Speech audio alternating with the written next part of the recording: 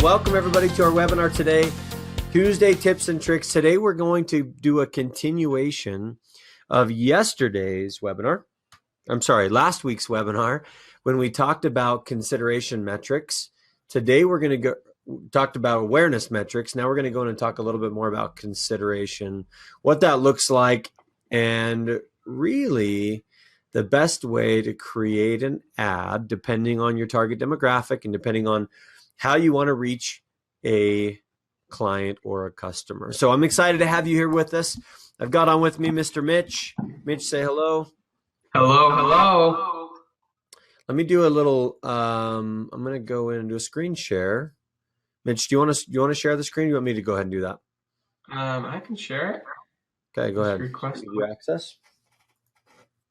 So today, let me just do a recap really quick of last week's meeting. We talked about the power of creating an awareness campaign inside of social media, recognizing that there's a lot of value in creating an initial connection with your audience, a cold audience, or even building more brand equity through a warm or even a hot audience. And we talked a lot in a lot of detail about brand awareness and reach. I think we'll probably do a 2 or 3 step series inside of consideration, just because there's so much to understand inside of a consideration metric.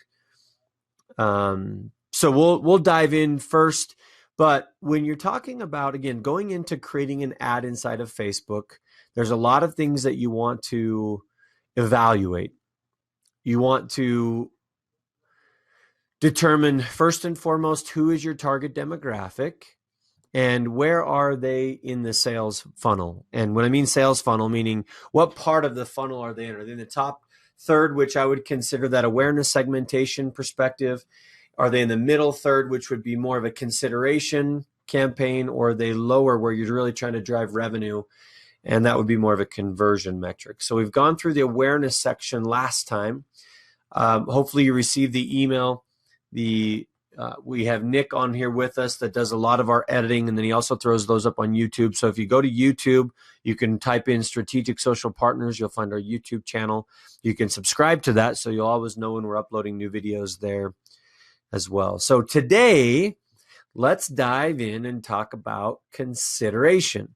As you can see inside of consideration, there's 5 different types of campaigns or 5 different types of objectives. And let's just go through each one of these individually to get a better understanding and maybe talk through why would we use one over the other and how would we use one over the other. So a few years back, they used to have traffic. Traffic used to be, they've kind of lumped traffic into one now, but it used to be like driving people to your website and all sorts of things. Mitch, if you go over to the I next to it, let's give the actual explanation of what they're looking for. So traffic consideration metric says send more people to a destination on or off of Facebook.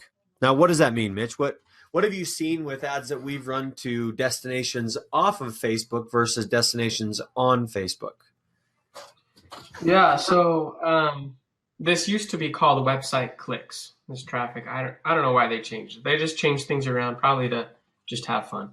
But as far as what we've seen of sending more people off of Facebook is that you can start to have a little bit more control that way. Because typically when we send people off of Facebook, then 9 times out of 10, we're sending them to a landing page, meaning it's a page with a little bit of information with something like enter your email now to get your free pass, or enter your email below to get a free download, a free cheat sheet, something like that. But then they've come to our website now.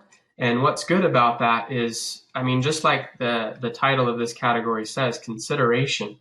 Now people, they're on Facebook, they've seen your brand, but that sometimes doesn't really mean much, you know, that awareness, it's good to have. And that was the first step. That's what we talked about last week. But now you're kind of picking out those people that are more considering your brand, that are considering it enough to come to your website and to look at what you have going on. Versus keeping people on Facebook. I guess that would just be Messenger now. Yeah. Which that's also a good play, depending Well, on and the I think, situation. you know, what's interesting is I came across a Facebook ad set for a messenger bot. And the redirect learn more link actually went to a Facebook video, a live video that was posted on Facebook with a permalink, which then built more value, right? Because that's the education play versus taking it external. Now, one thing you ought to consider, like Mitch was saying, one thing you ought to consider, and there's a couple different schools of thought. One is taking people off of Facebook so you can do a lot of remarketing, retargeting. You can capture a lot more data when it's external, at least with the traffic consideration metric. But one thing you ought to consider is Facebook is really trying to keep their users on Facebook as much as they possibly can. Hence the reason they're giving a lot more reach to organic video or uploaded video in general to Facebook. They're also really liking what they call lead ads. And a lead ad is more or less, it's under here under lead generation. It's building more or less a landing page inside of Facebook to keep their attention on Facebook as long as possible. So when you're considering driving traffic, just recognize that if you're doing an education-based play, you can totally utilize that inside of Facebook and or outside of Facebook. Now, again, we prefer running it outside of Facebook because our value ladder that's associated with driving that traffic with a call to action, the potential purchasing behavior that's associated with driving Facebook external, gives the ability then to control the environment with which they're purchasing, meaning we have the ability to control the unique user experience outside of Facebook's actual platform and create that experience in a way that speaks volumes to that potential buyer. So traffic would be the first consideration, our first marketing objective underneath the consideration objective. Now let's talk engagements. What does that look like, Mitch? So the info icon, which is a good thing to remember. If you ever have a question, then there is this little info icon. So what it says here is get more post engagements, page likes, event responses, or offer claims. And so within engagement, then this is a change they've made as well, is there's a lot of subcategories of engagement. So you click on engagement, and then you come down, now you have post engagement, page likes, and event responses. So maybe we'll talk about each of these. Post engagement, it's just what it sounds like. It's getting people to engage with your post. And so a post can be, just a video, a picture, just a regular text-based post. That's probably not a good idea to do, but and getting people to engage with it. And what's engagement? That would be people commenting on it, people liking it, reacting to it, people sharing it, people watching the video if it is a video, and actually clicking the button to play rather than just letting it autoplay. Because there's a big difference between somebody that lets your video autoplay and just kind of scrolls by, watches it for a couple seconds, versus somebody that intentionally clicks the button to hit, I really want to watch this, and I want to watch it with sound. I want to get the full experience here. So that's different types of post engagement. And that can be really valuable because that's another way, again, with consideration, that's another way that you can kind of start to pick out the people that are more of your target market. Yeah. The people that are commenting. And you can also get feedback. So let's say you're launching a new product, or I know Jenny from Pedigo is on here. Let's say they're thinking about a new bike, a new model, or a new color. Then they can run a post-engagement ad to kind of get the audience involved with their brand and giving an opinion of, what should we do? One time we did this with a book cover, remember, Ryan? Yes. And the results were crazy. I mean, people just like getting involved, answering your questions.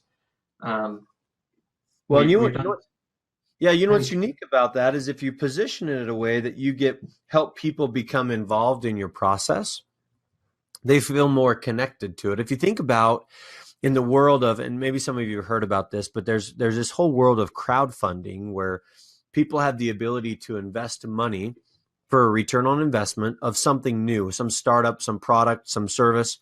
And as a result, they feel emotionally connected to it. So the more you can create, and same thing with like what Mitch was saying with one of our clients, we did a book cover, an ebook cover, and had over 700 organic engagements. And we actually didn't even put any dollars into advertising at that time. We should have, looking back now, but we did. And as a result, we ended up selling $63,000 in ebooks over the course of about 45 days. It was all based on engagement. Now, I also sat in here, if we go to the next one, which and engagements, they say that content is king, but engagements is queen, and engagement rules the house. So I want you to think about that in the context of how do we build an ad set that piques the interest and creates massive amounts of engagement in that specific ad set. We're running an ad set right now for one of our clients, and we're getting some great engagement. Now we're doing a big giveaway associated with it. And I know giveaways sometimes can be finicky depending on the context, but it seems like we found a little bit of a niche that gives us the ability to drive traffic into a local location, but also engage on Facebook to do that. So it's kind of cool. The second thing underneath engagements would be page likes. And I'm just going to say this quite frank. Please don't ever run a page like campaign. It does nothing for you. That's all I'm going to say about that engagement metric. If you're trying maybe we could show on that note how to get page likes from post engagement.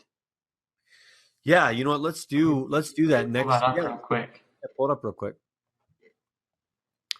So one way that you can get page likes without paying for page likes is if you go into an actual post on a page of yours, you'll see there's quite a few people that are engaging. So like, for instance, this one right here, we have, 12 people that have engaged in the content. If you click on that engagement, right here pops up a place to invite people to like your page. And think about it in the scenario of like a coffee shop, right? So let's just say, Mitch, go down to one of the other ones down a little bit lower and see if we have. Yeah, this one wasn't a post engagement ad. Yeah, so if you look, you have 21,000 people that we've reached. Here's a lot of different people, over 205 likes or even 87 shares and comments. Now, one thing to consider again with this is that it's kind of like the coffee shop approach of, hey, let's sit down and why don't you get to know each other first before you say, hey, do you like me? I mean, literally, you can think of this in the context of walking into a store and saying, hey, this is my name. Do you like me? People are like, who are you? I don't even know who you are or what you're even talking about. So that's what I would consider a like campaign. And again, I think a like campaign is very superficial. We've seen a lot of companies that have run like campaigns that have 20,000 people on their page, but then they only have 10 or 15 likes on a post. So it's not about the amount of people you have on your page. It's the amount of engagement that's happening in the context of your page, which is why I think it's quite interesting, Mitch, if you go back to the actual ads manager section, why they would couple both a post engagement and a like campaign together. I think they are very similar in nature, but I think they're an oxymoron when it comes to the effectiveness of the actual ad sets. And sometimes I wonder if Facebook just does page like campaigns because they want to get money from people. I mean, it's almost a little bit of a bait and switch for people that don't understand Facebook marketing. They'll run page likes, but people that do understand, I don't think I've ever seen anyone that's actually run a page like campaign. We tried it a long time ago. We did. And I think it was like $3 or $4 per page like. That's right. No, we didn't do that. We were working with one of our clients and they had run some page like campaigns, spent like $800 and got like, 300 page likes. And then the initial response to me was, well, Facebook advertising doesn't work. Now that same client, they're running post engagement ad sets. Mitch, go in and open up Baby Banana Brush. Now they're running post engagements. We gave them specific direction. And if you look at, do you have access to their account? Or is it that's their ad account, but do you have access to their their page? the page? You might not. Anyway, you can go look at the ad sets either way. But what I wanted to show you is look at the engagements they're getting now, and they're running quite a bit of money against ads. But look at this: $200, 49,000 in reach. That's twice the amount of people that typically come from that. And Mitch, if you want to keep explaining that, go through some of those metrics real quick. I'll see if I can't pull up their business page and show the growth that's happened on their business page. So go ahead. Okay, so I mean, I think if we look overall, so this is lifetime. Most of these campaigns, though, have been ran recently. So the ad account has been open November 29th, 2010 to now, but most of these campaigns have been recently in the last 6 months. I think so all just of them, looking at probably 99% of them have. I think they'd only spent up to about $600 on Facebook ads prior to us sitting down and doing some consulting work with them and showing them the best way to position it. and now they But spent 15,000. yeah, and they have an ad budget. As a matter of fact, they have an ad budget of about, I think he was telling me their ad budget is about $50,000 this year. That's awesome. So So 15,000 basically in the last 6 months. 3,737,000 impressions. Jeez. That's $4.23 per thousand impressions.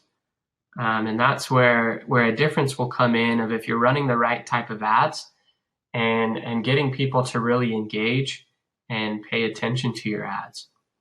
I mean, these ones, 2,000, 2,700, 6,400 post engagements, 6,000. This one was offer claims, which is what we're going to talk about next as part of the consideration, offer claims. 2,900. That's basically like a coupon.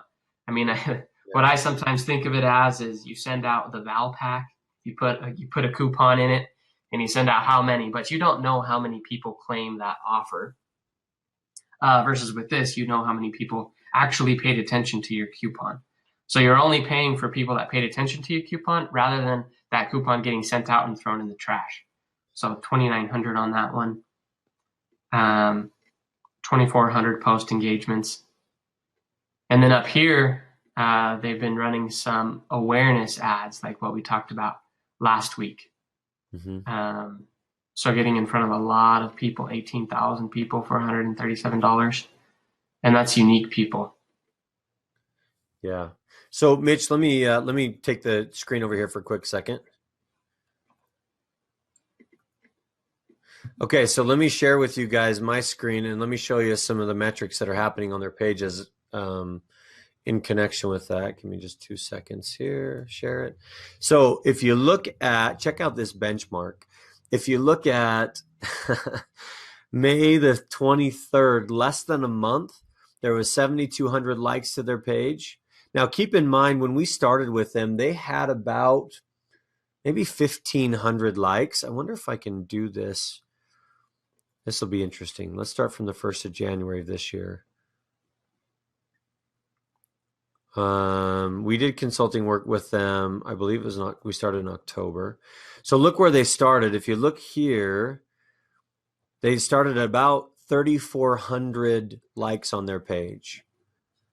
And now if you go all the way up here, they have about 8,300. So over the course of, call it 6 months, they've grown their page by about 5,000 likes. And let me show you how that works. And like Mitch was showing, those are the insights. But if I show you,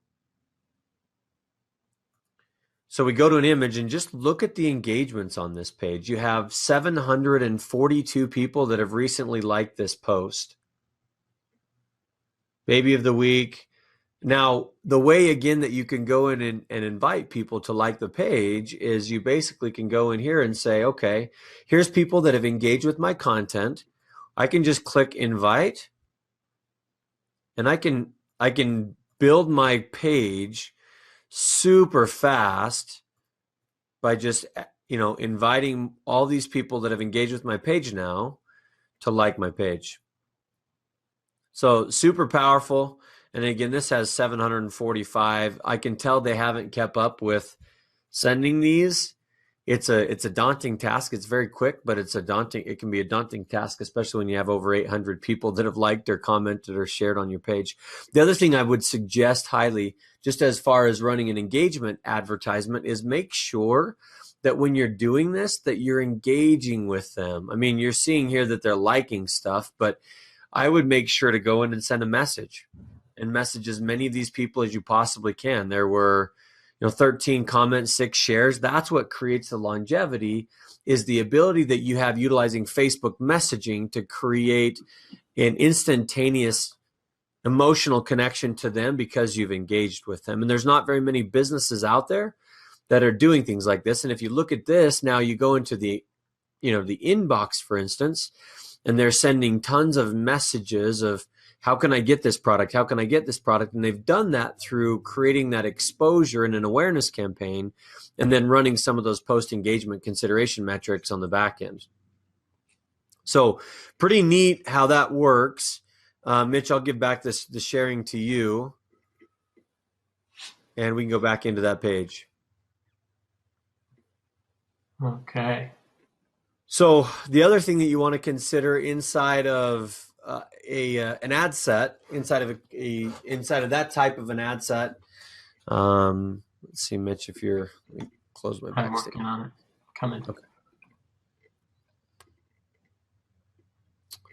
The other thing you ought to consider inside of an ad set, especially with the consideration metric, is event responses. An event response is more or less, I'm having an event and I want people to respond. Now, one reason why you might want to run an event response is the sheer fact that you're going to get the information and the data in front of those people that are most likely to show up for an event based on the online purchasing behavior that they've had. Maybe they're buying tickets from another venue, tickets.com or StubHub.com, and that's being tracked. That data is being sent to Facebook, and now that's making a hybrid of who are those people that are most likely to respond to my event.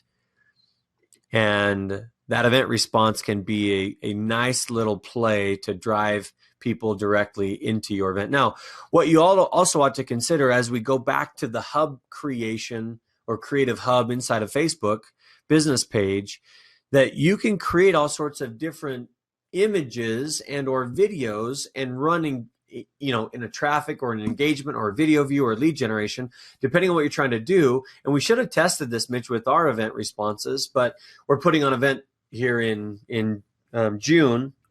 tomorrow. And the event responses in and of themselves could have been a very strong play for us if we would have done the video content inside of an event response versus just a video views, which is where we put, when we ran the ads, we did it that way. So might be something to consider when you're doing some sort of a live event. So anyway, just a thought there. Mitch, any final thoughts with that? I know we're coming up here. Let's go through app installs after that, and then we can call it a day, and we'll go into video views and lead generation next week. Okay, yeah, I don't have anything else on engagement. Super powerful. That's one thing that we use pretty commonly is engagement. That's probably one of the most common ones in the consideration category that we use. App installs. We personally don't have an app, and we don't have clients that have apps, so we haven't done this, but it makes sense that they put it in the consideration category, because how many apps do all of you have that you've never really used? I know I have a few, and then every once in a while I'll go back through my phone and I'll just delete those apps. Yeah.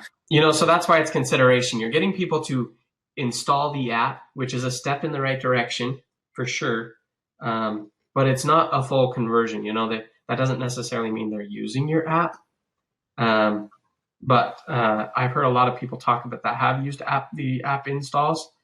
It can be very powerful because, and I've actually seen some ads run in apps where it says I'm using an app and it says install this other app, and that's how it can work and run those on mobile.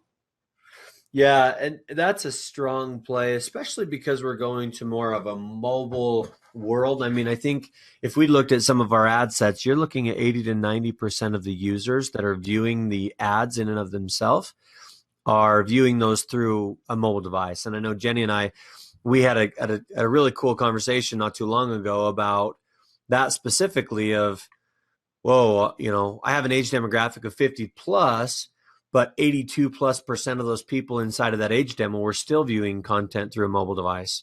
So that's the shift, right? It's your new form of television. Facebook, interestingly enough, is coming out with what they call an OTT product here soon. They've already launched a couple of beta versions of it.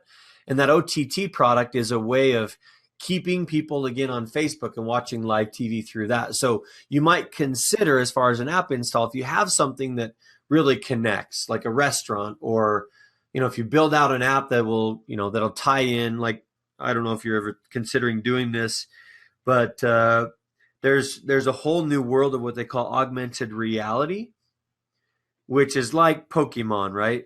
Maybe if you've heard of Pokemon Go, that's a form of augmented reality. And I was watching Planet of the Apps with Gary Vaynerchuk, and there was a guy that created an augmented reality with furniture where you can bring it into your space, take a picture, expand it, drop it in there so you can see exactly what it looks like. And super, super cool. But if you're moving into that space, you might utilize an app install to drive people to download that application. Then you have in-app purchases for revenue generation. We were talking with another potential client that has a really cool application called Fluent Worlds. It's for non-traditional English speakers, meaning people that grew up in other locations, other countries that are living here now and really want to learn English without an accent. There's an application gamification strategy that they use to engage an audience and teach other people how to utilize an application to learn language. Super cool, but that would be a strong play that you could run a Facebook app play that could potentially be utilized there as well. So, guys, any questions about those two or those three? I guess you will, if you will. Those three areas of the consideration metric. And again, next week we'll get to video view campaigns and lead generation. I think those are both pretty powerful. But any questions about these three so far? Okay. All right. Well, if there's no questions, then thank you so much for your time. We're glad that you were with us.